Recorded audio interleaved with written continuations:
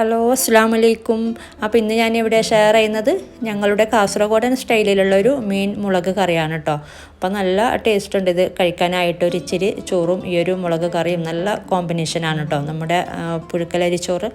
അപ്പോൾ ഇങ്ങനെ ട്രൈ ചെയ്യാത്തവരൊക്കെ ഒന്ന് ട്രൈ ചെയ്ത് നോക്കാം. കാസർഗോഡ് ഉള്ളവരാണെങ്കിലും അറിയാത്തവരൊക്കെ ഉണ്ടാവുമല്ലോ, കൊച്ചുമക്കളൊക്കെ. അതുപോലെ പുറത്തുള്ളവരും ആണെങ്കിലൊക്കെ ഒന്ന് ട്രൈ ചെയ്ത് നോക്കാം. അപ്പോൾ നമുക്ക് റെസിപ്പിയിലോട്ട് പോകാം. അപ്പോൾ ഇതിന് വേണ്ടിയിട്ട് നമുക്കൊരു പാത്രം വെച്ചിട്ടൊന്ന് ചൂടാക്കി എടുക്കാം. അപ്പോൾ ഞാൻ പറഞ്ഞ പോലെ അയല മീനാണ് കേട്ടോ എടുത്തിട്ടുള്ളത്. ഒരു ഓൾമോസ്റ്റ് 1 കിലോ മീൻ എടുത്തിട്ടുണ്ട്. അപ്പോൾ നമുക്ക് ഈ ഒരു പാത്രത്തിലോട്ട് ഒരു 2-3 ടേബിൾ സ്പൂൺ എണ്ണ ചേർത്ത് കൊടുക്കാം. അപ്പോൾ എണ്ണ നന്നായി ചൂടായി വന്നിട്ടുണ്ട്. ഇനി ഇതിലോട്ട് നമുക്ക് ഒരു 1-2 ടീസ്പൂൺ, ഓൾമോസ്റ്റ് ഒരു ചെറിയ കഷ്ണം ഇഞ്ചി, അപ്പോൾ അത് ക്രഷ് ചെയ്തത്, പിന്നെ അതുപോലെ ഒരു 5-6 വെളുത്തുള്ളി ക്രഷ് ചെയ്തതും കൂടെ ചേർത്ത് കൊടുക്കുക. പിന്നെ കുറച്ച് കറിവേപ്പിലയും കൂടെ ചേർത്ത് കൊടുക്കുക കേട്ടോ. അപ്പോൾ എൻ്റെ കയ്യിൽ കറിവേപ്പില ഇപ്പോൾ ഇല്ല. കറിവേപ്പില മസ്റ്റാണ് കേട്ടോ. കറിവേപ്പില ചേർത്താലാണ് ഒന്നും കൂടെ നല്ല ടേസ്റ്റായിട്ട് കിട്ടുന്നത്. അപ്പോൾ അത് ചേർത്ത് കൊടുക്കുക കറിവേപ്പില.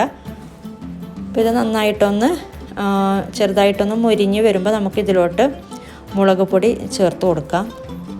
അപ്പോൾ ഇത്രയും മതി. ഇതിലോട്ട് 3 ടേബിൾ സ്പൂണ് കാശ്മീരി ചില്ലി പൗഡറാണ് കേട്ടോ ഞാൻ ചേർത്ത് കൊടുക്കുന്നത്. അപ്പോൾ അങ്ങനെ അത്ര എരിവില്ല, പക്ഷെ നല്ല കളറും കിട്ടും. അപ്പോൾ 3 table spoon Kashmiri chilli powder ചേർത്ത് കൊടുക്കുന്നുണ്ട്. അതുപോലെ നിങ്ങൾക്ക് വേണമെങ്കിൽ പച്ചമുളകും വേണമെങ്കിൽ ചേർത്ത് കൊടുക്കാം, നമ്മൾ നേരത്തെ വഴറ്റുന്ന ആ ഒരു സമയത്ത്. അപ്പോൾ ഒരുപാട് സ്പൈസസ് വേണ്ടെന്ന് വിചാരിച്ചിട്ടാണ് ഞാൻ പച്ചമുളക് ഒഴിവാക്കിയത്. അപ്പോൾ ഒരു 2-3 പച്ചമുളക് കീറിയിട്ട് കൊടുത്താൽ മതി. അപ്പോൾ ഇതൊന്ന് ചെറിയ തീയിലിട്ടിട്ടൊന്ന് ഒരു ലോ ഫ്ലെയിമിലൊന്ന് ആദ്യം ഒന്ന് വഴറ്റിയെടുക്കുക, ഈ ഒരു മുളക് പൊടിയുടെ പച്ചമണം മാറാനായിട്ട്. പിന്നെ അതുപോലെ ഒരു 1/2 ടീസ്പൂൺ മഞ്ഞൾപ്പൊടിയും കൂടെ ചേർത്ത് കൊടുത്തിട്ടുണ്ട്. അപ്പോൾ നമുക്കിനി ലോ ഫ്ലെയിമിലിട്ടിട്ടൊന്ന് ചെറുതായിട്ടൊന്ന് വഴറ്റിയെടുക്കുക. അപ്പോൾ ഇത്രയും മതി. ഇനി ഇതിലോട്ട് 2 തക്കാളി അരിഞ്ഞത് ചേർത്തിട്ട് ഒരു ലോ ഫ്ലെയിമിൽ കുറച്ച് നേരം ഒന്ന് വഴറ്റുക. ഈ തക്കാളി ചെറുതായിട്ടൊന്ന് വടയുന്നത് വരെ ഒന്ന് വഴറ്റിയെടുക്കുക കേട്ടോ.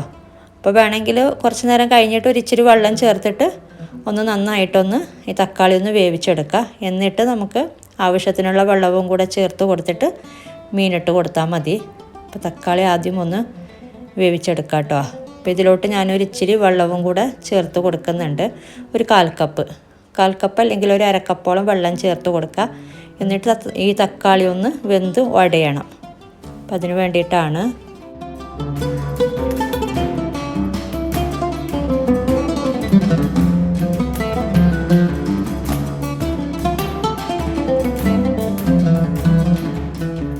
ഓക്കെ, അപ്പോൾ ഇത്രയും മതി. ഇനി ഇതിലോട്ട് നമുക്ക് ആവശ്യത്തിനുള്ള വെള്ളം ചേർത്ത് കൊടുക്കാം. ഒരു ഓൾമോസ്റ്റ് 1 കപ്പ് മുതൽ 1.5 കപ്പ് വരെ വെള്ളം ചേർത്ത് കൊടുക്കാം കേട്ടോ.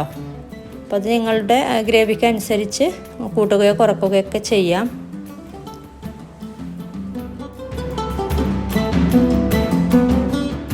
ഓക്കെ, അപ്പോൾ ആവശ്യത്തിന് വെള്ളം ചേർത്ത് കൊടുത്തിട്ടുണ്ട്. ഇനി ഇതിലോട്ട് നമുക്ക് പുളി ചേർത്ത് കൊടുക്കാം. ഒരു ചെറിയൊരു നാരങ്ങ വലിപ്പത്തിലുള്ള പുളി ചേർത്ത് കൊടുക്കാം. പിന്നെ അതുപോലെ ഒരു 1/4 ടീസ്പൂണ് ഉലുവ പൊടിച്ചതും കൂടെ ചേർത്ത് കൊടുക്കാം. 1/4 ടീസ്പൂൺ വേണ്ട കേട്ടോ, ഒരു നുള്ളു മതി ഉലുവ പൊടിച്ചത്. പിന്നെ അതുപോലെ ഉപ്പ് ചേർത്ത് കൊടുത്തിട്ടില്ല, ആവശ്യത്തിനുള്ള ഉപ്പ് ചേർത്ത് കൊടുക്കാം. എന്നിട്ട് നന്നായിട്ടൊന്ന് തിളപ്പിക്കുക. തിളച്ച് വരുമ്പോഴേക്കും നമുക്കിതിലോട്ട് മീൻ ചേർത്ത് കൊടുക്കാം.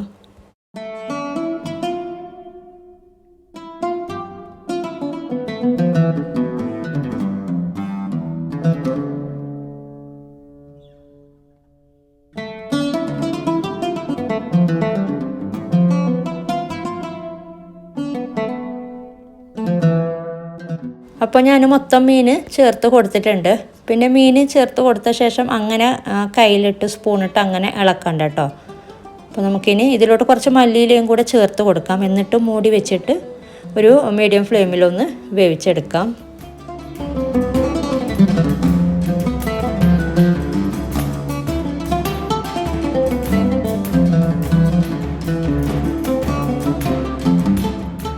ഇടയ്ക്കൊന്ന് മുടി തുറന്നിട്ട് ഇതുപോലെ മെല്ലെ ഒന്ന് ചുറ്റിച്ച് കൊടുക്കുക കേട്ടോ.